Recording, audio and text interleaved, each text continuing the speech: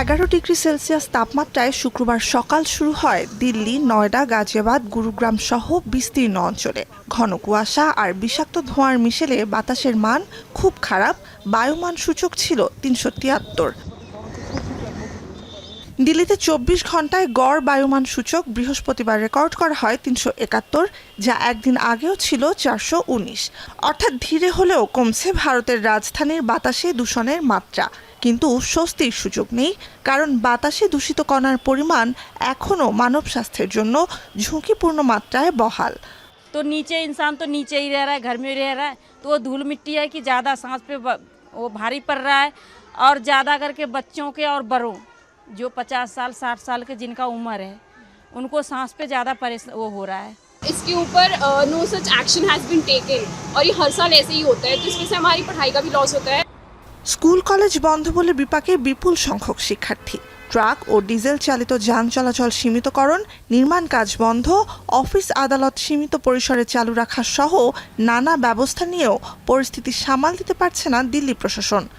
दिल्ली सरकार के जो विभाग हैं, जो एसेंशियल सर्विस देते हैं, उनको छोड़ करके बाकी विभागों में जो है ये वर्क फ्रॉम होम के लिए निर्देश दिया गया है। গেল কয়েক সপ্তাহে দিল্লির বাতাসে মানবদেহের জন্য বিপজ্জনক ক্ষুদ্র ধাতব কণা PM2.5 এর পরিমাণ বেড়ে নিরাপদ সীমার 150 গুণে পৌঁছায়। বিষাক্ত ধোঁয়াশা থেকে নিস্তার পেতে অবিলম্বে কার্যকর ব্যবস্থা নেওয়ার আহ্বান পরিবেশবিদদের। We are already late. We lost much time. We need immediate actions. We have sufficient data. As I said, about 6 source apportionment study for this city.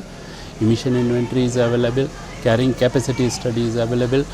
You have strongest ambient monitoring network in your city. You have sufficient data. You have to act now. Carbon নিঃসরণ, যানবাহন, কলকারখানা আর আগাছা পোড়ানোর ধোঁয়ায় বাড়তি মাত্রা যোগ করে শীতের শুরুতে কম তাপমাত্রা আর ভারী বাতাস। এ কারণে দক্ষিণ এশিয়ার বড় অংশই বর্তমানে বিষাক্ত ধোঁয়াশার কবলে। নুজহাত কামাল, এখন বিশ্ব। মাঠের অলরাউন্ডার আমি, আর ঘরের allrounder Tilex. Tilex toilet cleaner, clean মানেই টাইলক্স।